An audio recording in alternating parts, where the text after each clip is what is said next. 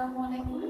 আমি Khulna polytechnic university থেকে কাইফিয়া admin বলতেছি, মেকানিক্যাল টেকনোলজি।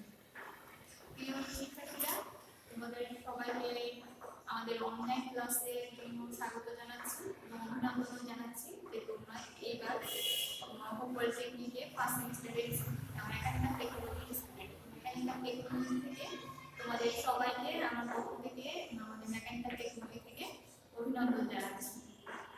আমাদের আজকে মেকানিক্যাল টেকনোলজি তোমাদের একটা সাবজেক্ট একটা বিষয়ের উপর আমি আলোচনা করব, ডিসকাশন করব। তোমরা যেহেতু মেকানিক্যাল স্টুডেন্ট, তো মেকানিক্যাল সম্পর্কে যেটা মেকানিক্যালকে মূলত যন্ত্র কৌশল বিভাগ বলা হয়, যন্ত্র কৌশল টেকনোলজি বলা হয়, অর্থাৎ এটাকে মাদার অফ ইঞ্জিনিয়ার বলা হয়, যাকে বলা হচ্ছে সমস্ত টেকনোলজির মা। অর্থাৎ মেশিন যন্ত্র কৌশল যেহেতু যন্ত্র নিয়ে মেশিন নিয়ে কিন্তু এই টেকনোলজিটার কাজ। তবে ভয় পাওয়ার কিছু নাই যে এখানে মেশিন নিয়ে বা মেশিনের সেরকম কিছু না, অনেক বেশি কঠিন না। তো মেকানিক্যালে আমাদের যে সাবজেক্টগুলো ছিল বা যে বিষয়গুলো ছিল তার মধ্যে আমি আজকে একটা বিষয় নিয়ে আলোচনা করবো। তার আগেই তোমাদের কাছ থেকে আশা ব্যক্ত করতেছি যে তোমরা সবাই অবশ্যই ভালো আছো, সুস্থ আছো এবং পরিবারকে নিয়ে ফ্যামিলির সদস্যদেরকে নিয়ে তোমরা সবাই সেফ আছো। আমাদের এখনকার যে সিচুয়েশন বা যে পরিস্থিতি, যে এখন যে শীত চলতেছে বা শীতে একটা আসতেছে, যে আমরা সবাই যে শীতের সময় কিন্তু করোনার একটা প্রভাব বেশি হয়ে গেছে, বেশিভাবে ফেলে। তো তোমরা সবাই আশা করি যে সবাই মাস্ক ব্যবহার করবে, রেগুলার মাস্ক ব্যবহার করবে, রেগুলার করবে। আর তোমাদের যাতে যেহেতু এখন ক্লাস চলতেছে না, আমাদের শিক্ষা প্রতিষ্ঠানগুলো অফ আছে, যার কারণে কিন্তু আমরা অনলাইন ক্লাসটা চালু করছি। তোমরা যেন বাসায় বসে না থাকো, অন্তত পক্ষে আমাদের টেকনোলজি অনুযায়ী সাবজেক্ট যেসব সাবজেক্ট আছে তার সেসব সাবজেক্ট নিয়ে আমরা একটু আলোচনা করতে চাচ্ছি। তোমাদের কাছে যে বই আছে বা আছে অবশ্যই বইটা দেখবা। আমাদের আজকের বিষয়টা হচ্ছে আমি আজকে যে বিষয় নিয়ে আলোচনা করবো তোমাদেরকে আমি বইটা একটু দেখাচ্ছি। সেটা হচ্ছে আমাদের মেকানিক্যাল ইঞ্জিনিয়ারিং ম্যাটেরিয়ালস। এটা আমি লিখছি যে মেকানিক্যাল ইঞ্জিনিয়ারিং ম্যাটেরিয়ালস। এই বইটা তোমরা একটু দেখো যে এই বইটা নিয়ে আমি আজকে একটু আলোচনা করবো। এটা মেকানিক্যালের একটা সাবজেক্ট এবং বিষয়গুলো হচ্ছে 670 অন 3। তোমরা এটার এখানে বিষয়গুলো এইটুকু মনে রাখতে অবশ্যই যে এখানে এই বিষয়গুলো এটার মানে এটুকু কিন্তু মেকানিক্যালের 70 এবং এটা গঠন অনুসারে আসছে। আর এই ওয়ানটা কিন্তু তোমাদের ফার্স্ট সেমিস্টারে আর এটা হচ্ছে তোমাদের মেকানিক্যালের এই যদি পাঁচটা ডিগ্রি আসে, ডিগ্রিটা প্রত্যেকটা কিন্তু স্পেসিফিক অর্থ আছে।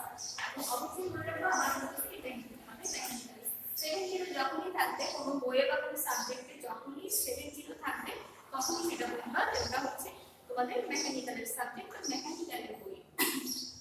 আর পাঁচ থাকুক, সেকেন্ড থাকুক, ওয়ান থাকুক, টু থাকুক, সেই অনুসারে হচ্ছে সেমিস্টার। অর্থাৎ তোমরা যেহেতু ফার্স্ট সেমিস্টারে যার মানে কিন্তু এখানে অন এই পাওয়ার প্রত্যেকটা জিনিসটাই আছে যেটা বললাম। তো তোমার সাথে আমি আজকে তোমাদের এই বইটা নিয়ে এই বইটার উপরে কিছু আলোচনা করবো যে ফার্স্ট স্টেপ নিয়ে। যেহেতু তোমরা ইঞ্জিনিয়ারিং করতে আসছো, ইঞ্জিনিয়ারিং পড়াশোনা করতে আসছো, অর্থাৎ প্রকৌশল যেটাকে বলে, প্রকৌশল নিয়ে পড়তে আসছো, প্রকৌশল নিয়ে পড়ার ইচ্ছা করে বুঝতে হয়েছো। তো আমরা কিন্তু আলোচনা করবো প্রকৌশল নিয়ে। মূলত প্রকৌশল নিয়ে আজকে একটু আলোচনা করছি, প্রকৌশল নিয়ে এবং প্রকৌশল সামগ্রী নিয়ে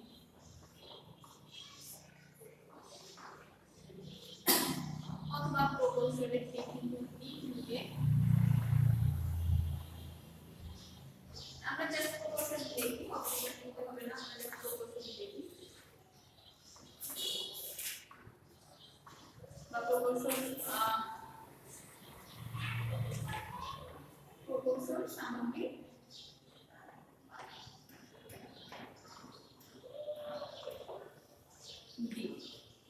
তো এখন দেখতে চাই যে এই যে প্রকৌশলটা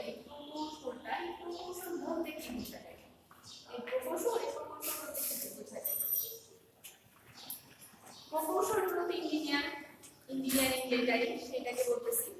আমি যদি প্রকৌশলী বলি তাহলে কিন্তু হবে কি সেখানটা থেকে ইঞ্জিনিয়ারিং হয়ে যাবে। আর এই যে প্রকৌশল বা প্রকৌশলের যে সামগ্রী, তাহলে কি হবে? এটা কি হবে? যদি প্রকৌশলী হয় ইঞ্জিনিয়ার, তাহলে প্রকৌশল সামগ্রী কি হবে? অর্থাৎ একজন ইঞ্জিনিয়ার বা একজন প্রকৌশলী যেসব সামগ্রী নিয়ে কাজ করে মূলত যেসব জিনিস নিয়ে কাজ করে সেগুলোই কিন্তু প্রকৌশল সামগ্রী বলে। এক কথায় প্রকৌশলীগণ যেসব সামগ্রী নিয়ে কাজ করে সেগুলোকেই হচ্ছে বলতেছে প্রকৌশলী সামগ্রী। সেই প্রকৌশল সামগ্রী হতে পারে রড, হতে পারে স্টিল, ইট, বালি, সিমেন্ট, বিভিন্ন জিনিস হতে পারে। এগুলো হচ্ছে প্রকৌশল সামগ্রী। এখন যদি দেখি যে আমরা যদি বলি যে প্রকৌশল যদি প্রকৌশল সামগ্রীর সংজ্ঞাটা যদি আমরা একটু ভালো করে দিতে চাই তাহলে আমরা কি বুঝতে পারি যে প্রকৌশল নির্মাণ কাজে ব্যবহৃত প্রকৌশল নির্মাণ কাজে ব্যবহৃত সামগ্রীকে আমরা বলতেছি যে এক কথায় খুবই সোজা ভাষায় সহজ ভাষায় প্রকৌশল নির্মাণ কাজে ব্যবহৃত সামগ্রীকে আমরা বলতেছি কি প্রকৌশল সামগ্রী। তোমরা বই খুলে এই যে বই খুলবা বই খুলবা অবশ্যই তোমাদের আমি একবার কারো করে বলে রাখছি যে বই দেখে কিন্তু কখনো ভয় পাওয়া না। এটা কিন্তু খুবই সোজা বই, তুমি বই দেখে কখনো ভয় পাওয়া না। এটা বলছি প্রকৌশল সামগ্রী। নির্মাণ কাজে প্রকৌশলীরা যেসব সামগ্রী ব্যবহার করে সেটাকে আমরা বলতেছি প্রকৌশল সামগ্রী। তাহলে আমরা কি দেখি যে প্রকৌশল সামগ্রীটা কি?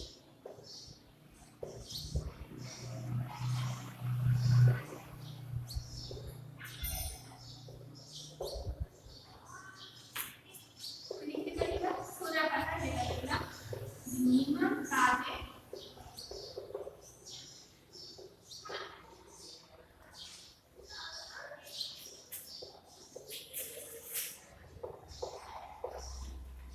যেসব সামগ্রী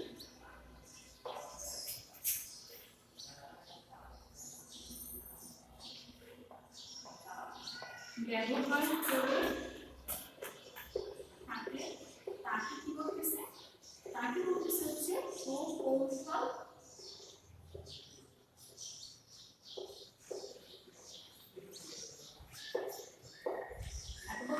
প্রকৌশল সামগ্রী। অর্থাৎ নির্মাণ কাজে প্রকৌশলীরা যেসব সামগ্রী ব্যবহার করছে তাকে প্রকৌশল সামগ্রী বলতেছে। যেমন একটা মেকানিক্যাল ইঞ্জিনিয়ার বা সে যখন কোন একটা যন্ত্র বা কোন একটা জিনিস যখন সে কোন অথবা মেশিন বা তৈরি করবে তখন যদি সে রড বা ব্যবহার করতেছে অথবা মেকানিক্যাল যেটা উদাহরণ সিস্টেম ব্যবহার করছে সেক্ষেত্রে সেটা তার কিন্তু প্রকৌশল সামগ্রী। একজন সিভিল ইঞ্জিনিয়ার যখন সে নির্মাণ করবে তখন তার জন্য ইট বা সিমেন্ট ব্যবহার করছে সেটা তার প্রকৌশল সামগ্রী। এমনিভাবে ইলেকট্রিক্যাল এসে যে সামগ্রী ব্যবহার করতেছে প্রকৌশলীরা সেটাই কিন্তু হচ্ছে তার প্রকৌশল, মানে সেইগুলোকেই বলতেছে প্রকৌশল সামগ্রী। তাহলে এটা গেল হচ্ছে প্রকৌশল সামগ্রী। প্রকৌশলী কি বললাম? প্রকৌশল সামগ্রী কি তা বুঝলাম। তাহলে এবার আমরা যে এই যদি হয়ে থাকে প্রকৌশল সামগ্রী, এই প্রকৌশল সামগ্রী কিন্তু কিছু গুণাগুণ বা বৈশিষ্ট্য অবশ্যই থাকতে হবে। যেমন আমরা কথা বলি আমরা তো সবাই মানুষ, তাই না? সবাই তো মানুষ, কিন্তু আসলে মানুষের ভিতরে যে বৈশিষ্ট্য বা গুণাগুণগুলো থাকা উচিত তখনই কিন্তু সে প্রকৃত মানুষ। অর্থাৎ যেটাকে আমরা যেসব বৈশিষ্ট্য বা গুণাগুণগুলোকে আমরা বলে হচ্ছে মনুষ্যত্ব। অর্থাৎ একটা মানুষের মধ্যে যদি সেই গুণাগুণগুলো থাকে তখন কিন্তু আমরা বলছি তাকে তার ভিতরের তখন আমরা বলছি হচ্ছে মনুষ্যত্ব বোধটা ঠিক। তো প্রত্যেকটা জিনিসের প্রতিটা হিসেবে ঠিক তেমনি করে স্পেসিফিক তাদের নিজস্ব কিছু গুণাগুণ বা বৈশিষ্ট্য অবশ্যই থাকতে হবে। সেই গুণাগুণ বৈশিষ্ট্যের ভিত্তিতে কিন্তু সেই জিনিসটার নামকরণ সেটা করা হয় এবং তাকে সেইভাবে করে কার্যক্ষেত্রে ব্যবহার করা হয়। এটা যদি হয় প্রকৌশল সামগ্রী, তাহলে অবশ্যই আমাদের প্রকৌশল সামগ্রীর কিছু গুণাগুণ বা বৈশিষ্ট্য থাকতে হবে। আমি আজকে তোমাদের প্রকৌশল সামগ্রীর কিছু গুণাগুণ বা বৈশিষ্ট্য যান্ত্রিক কিছু গুণাগুণ বৈশিষ্ট্য নিয়ে আলোচনা করবো। স্পেসিফিক প্রকৌশল সামগ্রীর যেসব বৈশিষ্ট্য থাকবে তার মধ্যে থাকে হচ্ছে ভৌত ধর্মাবলী, মানে ভৌত ধর্মের থাকবে গুণাবলী থাকবে, ভৌত ধর্মের গুণাবলী হতে হবে, যান্ত্রিক ধর্মাবলী হতে হবে, তারপরে রাসায়নিক ধর্মাবলী, বৈদ্যুতিক ধর্মাবলী, চৌম্বকীয় ধর্মাবলী। একটা প্রকৌশল সামগ্রীর মূলতেই 5টা ধর্মের অন্তর্গত থাকতে হবে। প্রকৌশল সামগ্রীতে এইসব গুণাগুণ বা বৈশিষ্ট্য থাকতে হবে।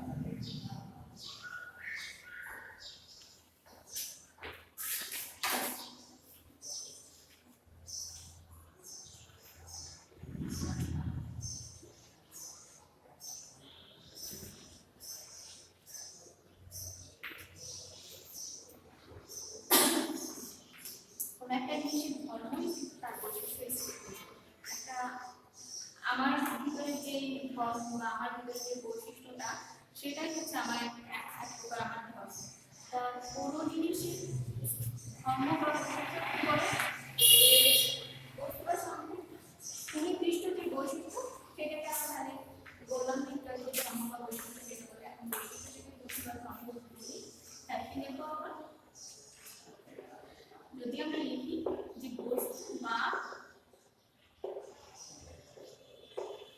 সামগ্রী কিছু সুনির্দিষ্ট কি থাকে বৈশিষ্ট্য থাকে।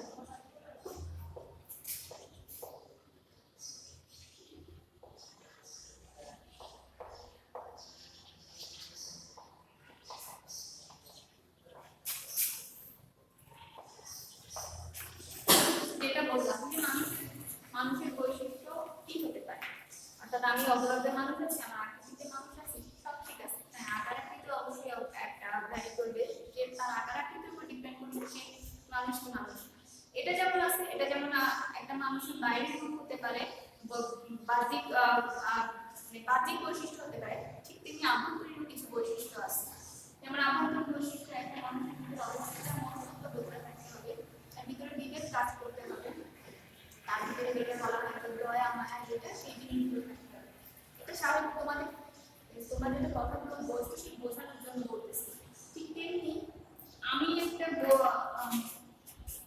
প্রকৌশল সামগ্রী ব্যবহার করবো অবশ্যই তার কিছু বৈশিষ্ট্য থাকতে হবে জন্মলগ্ন বা ধর্ম থাকতে হবে যেমন আমি যদি ফ্যানের পাখা একটা ফ্যানের পাখা তৈরি করি তাহলে সেই ক্ষেত্রে ফ্যানের পাখাটা যদি আমি ডাইরেক্ট ভারী লোহা বা মেটাল দিয়ে তৈরি করি তখন সেটা কি হবে ফ্যানের পাখাটা কিন্তু আসলে এক করে এরকম করে ঘোরাটা সম্ভব তার সাথে ওই ভারটা বা লোকটা নিয়ে সেরকম করে ঘোরা সম্ভব লোকটা করে আমরা যেভাবে বাতাস পাচ্ছি সেটা আমরা দেওয়া সম্ভব অবশ্যই সম্ভব না তো এই যে জিনিসটা তাহলে সেই ক্ষেত্রে ওই ফ্যানের তাহলে সেই ফ্যানের পাখার বৈশিষ্ট্য অনুসারে কিন্তু সেই মেটালটা সেগুলো করে আসলে পড়লো এই প্রত্যেকটা জিনিসের যে নির্দিষ্ট বৈশিষ্ট্য বা থাকে তার উপরে ডিপেন্ড করে হচ্ছে প্রকৌশল ক্ষেত্রে বিভিন্ন ধরনের যান্ত্রিক বা ভৌত যান্ত্রিক রাসায়নিক পদ্ধতি চুম্বকীয় ধর্ম আছে তো এই যে পাঁচটা তারা আমরা একটু দেখতে ধর্ম প্রকৌশল সম্পর্কে ধর্মগুলো কি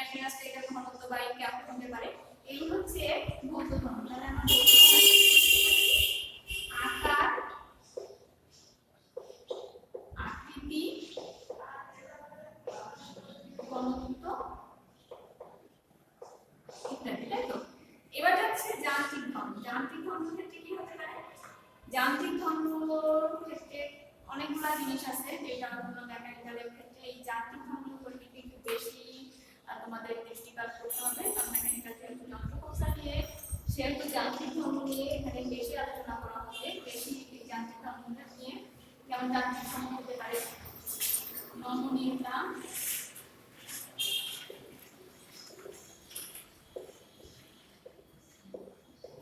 কাঠিন্যতা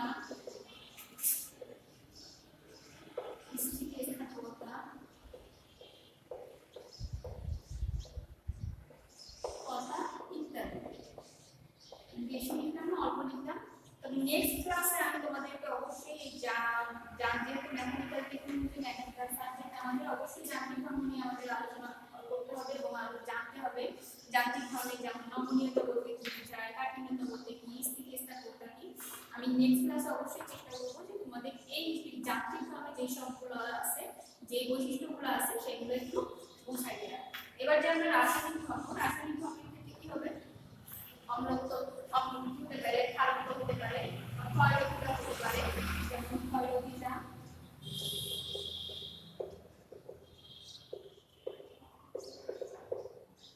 তারপরে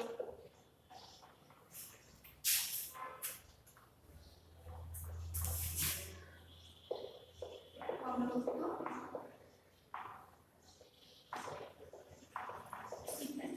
আমরা আকার আকৃতিটা বুঝছি, ভৌত ধর্ম বলতে আকার আকৃতি, যে বাকি যে আকার আকৃতি এর ঘনত্বটা কেমন হবে, সবটুকু মানে ঘন হবে, পাতলা হবে, সেটা নমনীয়তা, এটা বললাম। এই চিত্তান্তিক ধর্মের যে বিষয়টা, এইটা এইটা তোমাদের আমি চেষ্টা করবো এইসব বিষয়গুলো নিয়ে আমি নেক্সটে তোমাদের আলোচনা করার জন্য।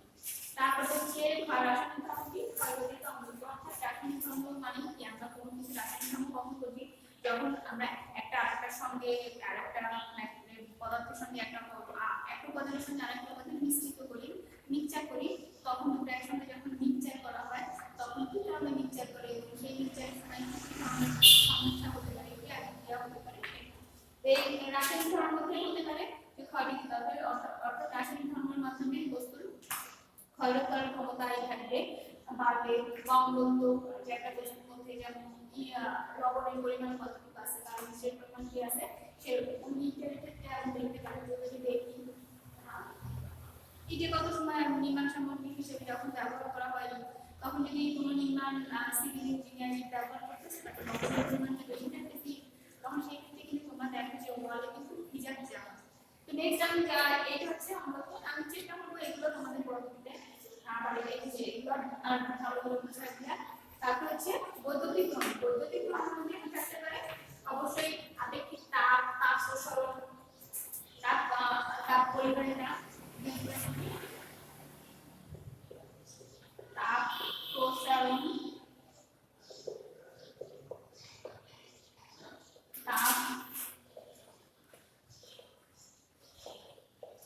পরিবাহিতা ইত্যাদি।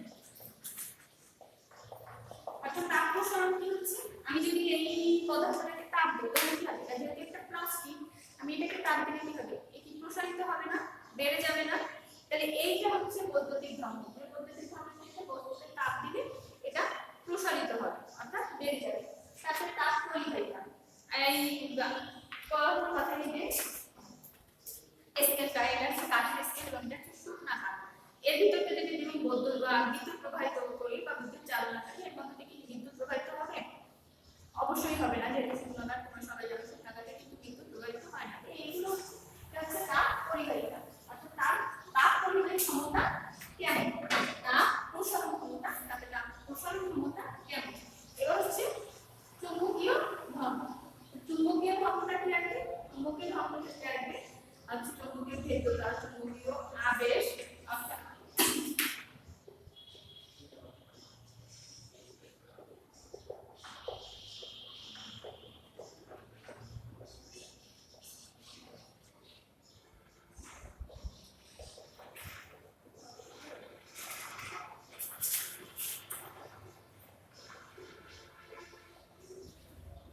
বস্তুর চুম্বকীয় যে ধর্মগুলি আছে, চুম্বকীয় যে ধর্ম, আমাদের চুম্বকীয় ভেদ্যতা এবং চুম্বকীয় আবেশ, তারা যখন চুম্বকীয় ধর্ম থাকে, তার ভিতরে যদি চুম্বকীয় ধর্ম থাকে, কিন্তু তখন কিন্তু একটা রোধ, একটা মেটাল আর একটা মেটালের কিন্তু আবেশের কারণে তাদের সংস্পর্শে আসার চেষ্টা করে। এরকম এটা হচ্ছে চুম্বকীয় আবেশ। এই হচ্ছে মূলত হচ্ছে বস্তু বা প্রকৌশল সামগ্রী,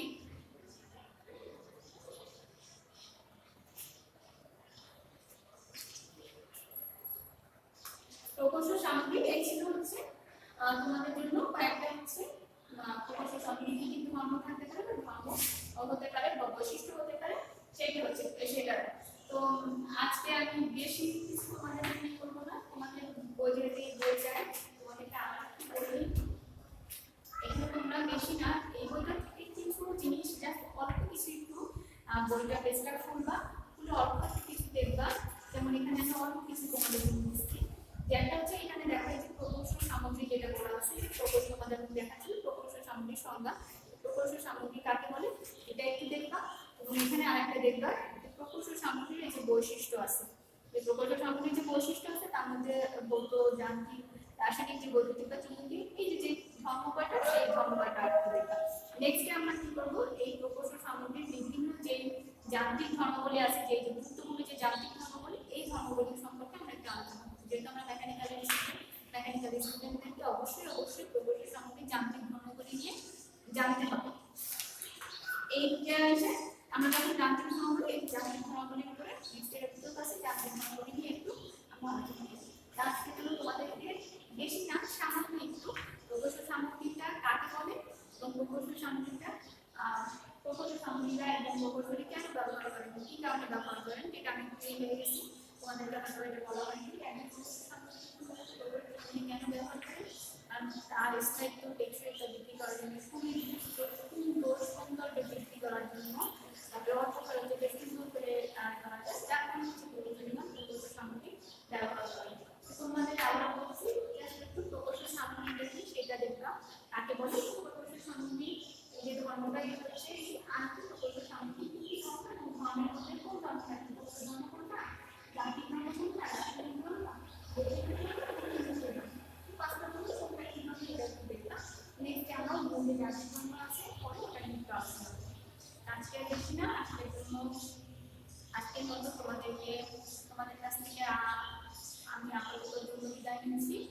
নেক্সটে আশা করি তোমাদের সাথে আবারও অনলাইন ক্লাসে নেক্সট যা টপিক নিয়ে এই সাবজেক্টে নেক্সট টপিক নিয়ে তোমাদের সাথে আলোচনায় আসছি, আবার আলোচনা করবো। যেহেতু আজকে একটু আলোচনা করলাম, কথা বললাম, তোমরা অবশ্যই বলে বা এটা আমি পড়াশোনাকে চাপ করে না রাখলে আসলে জং ধরার কোনো অবস্থা হয়ে যায়। যেমন তার যদি রেগুলার চাপ দিয়ে কাজ না করা হয় তখন কিন্তু চাপটা ঠিক হয়ে যায়। মনে কেমন চাপ দিয়ে থাকে কোনো অবস্থা করতে দেখবা